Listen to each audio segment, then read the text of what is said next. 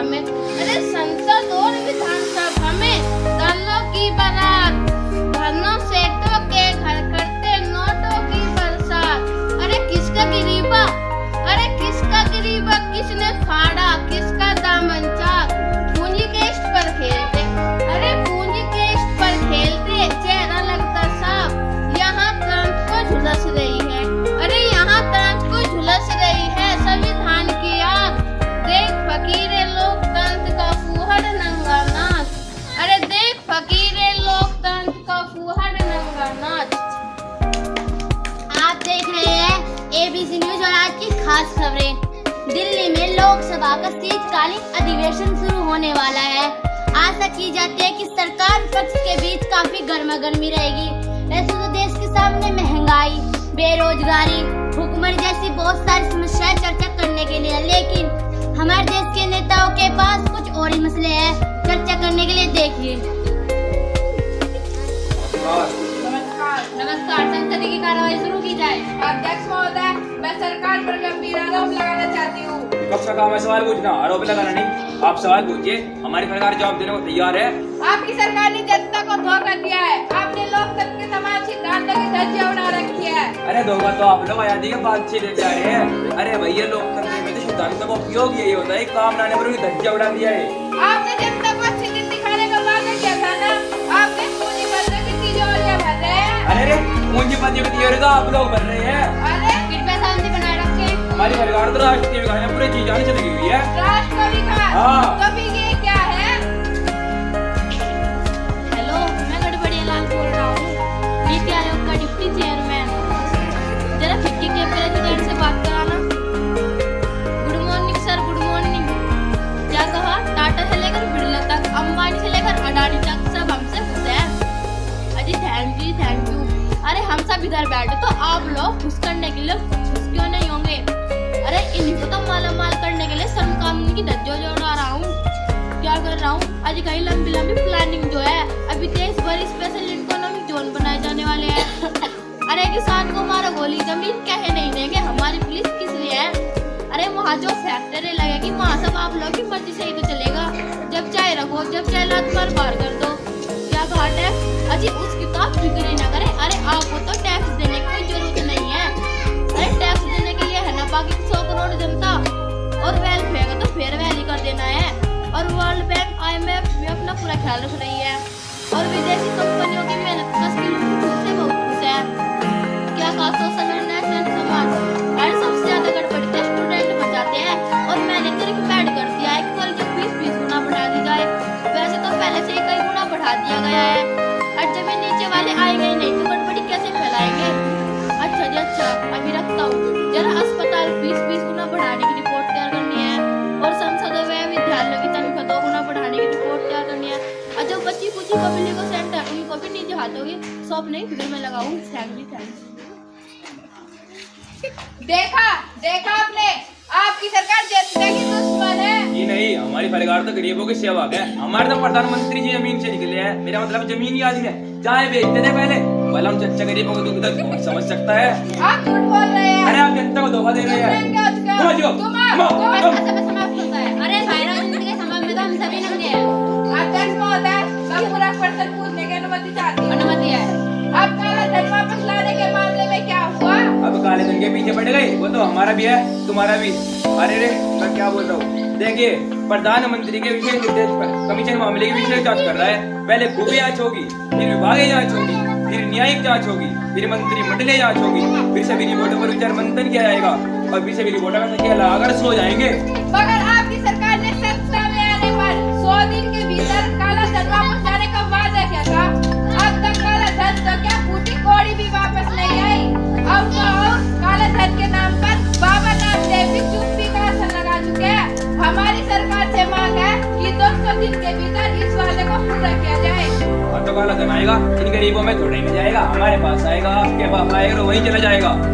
मेरा मतलब है, हम आपकी मांग नहीं मानेंगे। सरकार की मांग माननी पड़ेगी। हम ये मांग नहीं मानेंगे। सरकार की मांग माननी पड़ेगी, नहीं तो हम संसद नहीं चलने देंगे। अरे मत चलने दीजिए, मेरे बाप का क्या आता है? हम ऐसे नहीं चलने देंगे। अरे हम तभी चलेंगे। इंकलाब जिंदाबाद, जिंदाबाद, जिंदाबाद, साम्राज्यवाद मुर्दाबाद, साम्राज्यवाद मुर्दाबाद।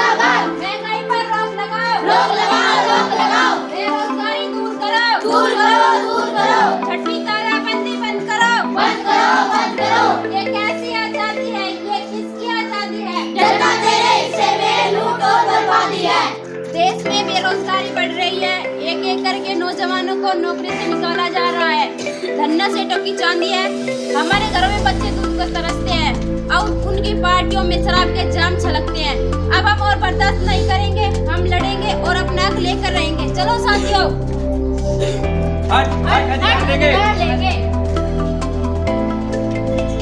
देश में चारों ओर असंतोष बढ़ रहा है, लोग बेरोजगारी से परेशान है, महंगाई ने उनकी कमर तोड़ कर रख दिया और इन सब से लोगों का ध्यान हटाने के लिए जगह जगह लव जिहाद और घर वापसी के नाम पर सांप्रदायिक दंगे भड़काए जा रहे हैं। सरकार इस बारे में क्या कर रही है? सरकार कोई दुष्ट समस्याओं पर विचार करने की फुर्सत नहीं है। अभी हम देश की नहीं बल्कि दुनिया की बहुत बड़ी समस्या पर विचार कर रहे हैं। वो क्या है? अरे आतंकवाद, भ्रष्टाचार, 3 नए कृषि कानून वगैरह वगैरह। इस मामले में तो पूरी तरह आपके साथ है हम भी। तो फिर जनता का हुंदोस कहाँ से नजर आने लगा? अरे इन छोटी छोटी बातों पर हंगामा खड़े करने वाले लोग देशद्रोही है, भ्रष्टाचारी है, IFI एजेंट है। ऐसे आतंकवादियों को हमारी बरगाल कुचल कर रख देगी। मगर भूखमरी, बढ़ती बेरोजगारी और महंगाई को रोकने के लिए सरकार क्या कर रही है? हमने देश की तरक्की को, देश की रेल को तरक्की की पटरी पर शरबट बुलेट ट्रेन की तरह चला दिया है। आप देखते देखते देश में अरबपति संख्या 1 लाख से ऊपर हो गई है। बाकी हम इन कंगलों का भी पूरा ख्याल कर रहे हैं। हमने घोषणा किया है गोदाम में सड़ अनाज इन कंगलों के पास पहुंचा दिया जाएगा। भोजन धन वाली बात तो बता दीजिए। अरे हाँ, जन धन योजना के तहत बैंक में खाता खुलवा रहे हैं और सबकी जेब में एक मोबाइल फोन पहुंचा दिया जाएगा। अब कोई भूख से नहीं मरेगा। अगर भूख लगे तो एक फोन घुमाइए, 13 मिनट में गरम पिज्जा, ठंडी ठंडी कोका कोला खाने के लिए पेट है ना। अरे ये कैसे मजाक है? सरकार हमको चिढ़ा रही है। ना कोई किसी को नहीं चिढ़ाएगा। ठीक है, तो हमारे सवाल का सीधा सीधा जवाब दीजिए। गोदामों में अनाज सड़ रहा है, लोग भूख से मर रहे हैं, गरीबी से तंग आकर लोग आत्महत्या कर रहे हैं, जनता पाई के लिए मोहताज है, किसान कर्ज में डूबा है, पिछले 2 महीने से किसान धरने पर बैठे हैं। वाह वाह वाह, प्रेम प्रसंगों घरा के लोग चलता आत्महत्या करे जनता। सर हमें अच्छा मजाक है। बहरहाल हमने अपनी तेरे दिल्ली का परिचय थोड़ी देर पहले दिया ही था, एक बार फिर दे रहे हैं। हमने घोषणा किया है कि गोदाम में सड़ रहा अनाज इन कंगलों के पास पहुंचा दिया जाएगा और एक पैकेज भी घोषित किया है। पूरी तरह फट रहा अनाज 1/4 कीमत पर, आधा फट रहा अनाज आधी कीमत पर और 2 किलो से डावा गेहूं खरीदने पर आधा किलो से डावा चावल बिल्कुल मुफ्त और मुफ्त। तो क्या लोगों तक ये अनाज पहुंचा? हाँ नहीं पहुंचेगा भी नहीं। क्यों नहीं पहुंचेगा? क्योंकि इन कंगलों के भाई ये भी खरीदने के पैसे नहीं है। तो पैसे क्यों नहीं है? क्योंकि इनके पास रोजगार ही नहीं है। अब रोजगार क्यों नहीं है? भाई ये योग्य है। अब वे बेरोजगार इसलिए है क्योंकि आपकी सरकार ने रोजगार नहीं दे सकती। हम इस विषय पर भी कमीशन बैठाने को तैयार है। वो किस लिए? यही देखने के लिए कि बेरोजगारी बढ़ी है या नहीं बढ़ी है, और बढ़ी है तो कितनी बढ़ी है।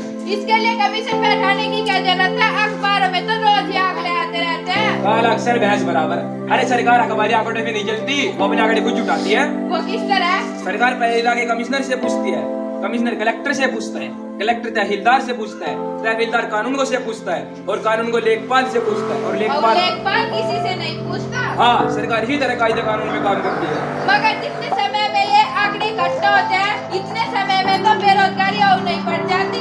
बढ़ जाती है। सरकार फिर क्या करती है? सरकार दोबारा आंकड़े इकट्ठा करती है, वो दोबारा इलाके कमिश्नर से पूछती है। कमिश्नर डिप्टी कमिश्नर को लिखता है, डिप्टी कमिश्नर तहसीलदार को लिखता है, तहसीलदार कानून को लिखता है, कानून को लेखपाल को, और लेखपाल किसी से नहीं पूछता। अच्छा मजाक है भाई। कायदा तो कायदा है, किसी को मजाक लगे वो उसकी बेवकूफी। बेवकूफ तुम हो। तुम दे हो, तुम लालची हो। तुम जिंदाबाद इंकलाब जिंदाबाद, साम्राज्यवाद मुर्दाबाद, साम्राज्यवाद मुर्दाबाद, जय जवान जय किसान, जय जवान जय किसान, किसान मजदूर एकता जिंदाबाद जिंदाबाद, किसान मजदूर एकता जिंदाबाद जिंदाबाद। तुम सरकारी गति छोड़ो, वो हत्यारा होश में आओ, सबको शिक्षा सबको काम, वरना होगी नींद हराम। अखबार किसी को याद करेंगे, जुल्म नहीं बर्दाश्त करेंगे। अखबार किसी को याद करेंगे, जुल्म नहीं बर्दाश्त करेंगे। इंकलाब जिंदाबाद, इंकलाब जिंदाबाद, इंकलाब जिंदाबाद। धरने पर बैठे किसान ठंड के कारण मर रहे हैं। सरकार की हठधर्मिता से तंग आकर एक किसान राम सिंह ने आत्महत्या कर ली। कई लाख किसानों ने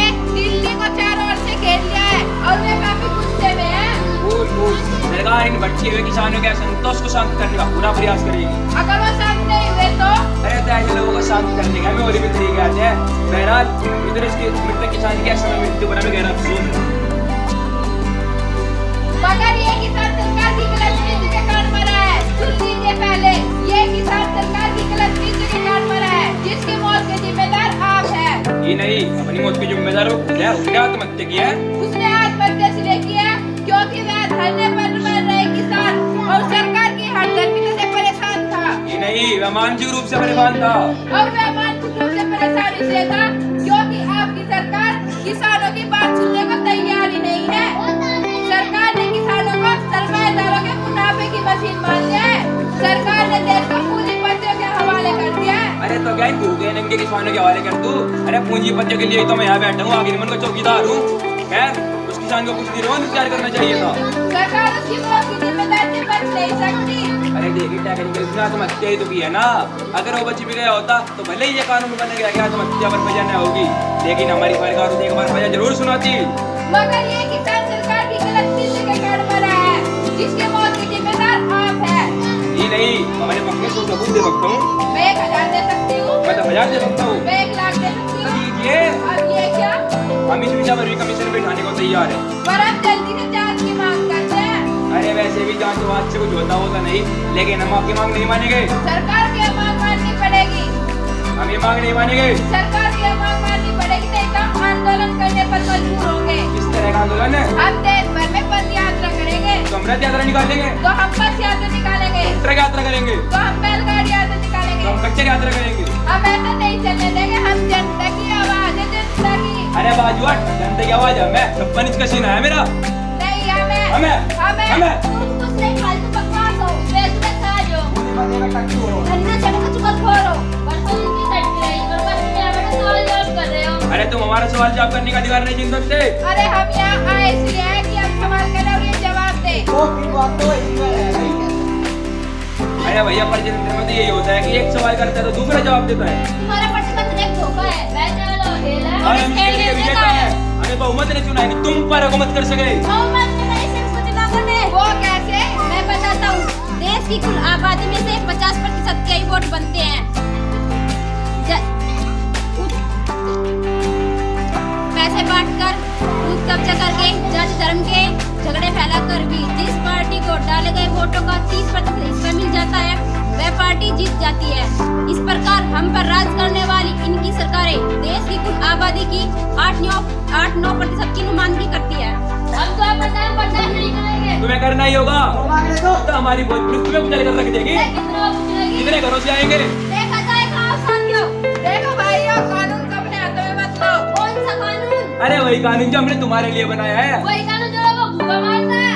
वही कानून जो लोगों पर गोली चलवाता है। हम ऐसे कानून को नहीं मानेंगे। आओ साथियों। इंकलाब जिंदाबाद। इंकलाब जिंदाबाद। इंकलाब। जिंदाबाद।